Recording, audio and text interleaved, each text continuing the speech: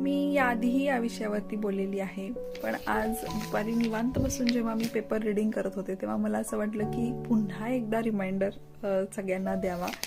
Yes, paper reading खूप महत्त्वाचं आहे.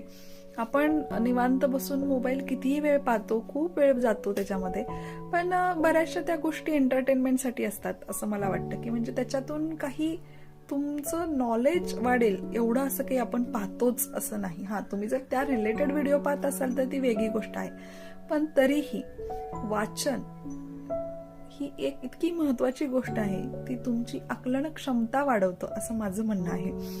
आणि पेपर तर अशी गोष्ट आहे ना, याच्यामध्ये तुम्ही सगळंच तुम्हाला समजतं. की म्हणजे अगदी दिल्लीत बॉम्बस्फोट का झालाय, त्याच्यामध्ये कोण कोण इन्व्हॉल्व आहे, त्यापासून जे काही अग्रलेख असतात त्याच्यामध्ये बऱ्याचशा गोष्टी डिस्कस केलेल्या असतात, ज्या आपण कधीही त्या अँगलने आपण विचार सुद्धा केलेला नसतो. आणि प्लस कोडं सोडवणं तर मी तुम्हाला आधीच म्हटलेलं आहे की खूप छान गोष्ट आहे ती.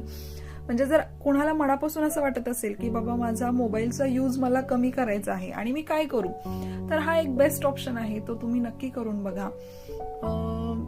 कसं असतं ना, मी नेहमी म्हणते की आपण या जगात जे काही चालू आहे तर थोडं तरी अप टू डेट असलं पाहिजे. आपल्याला बऱ्याचशा गोष्टी माहिती असल्या पाहिजेत.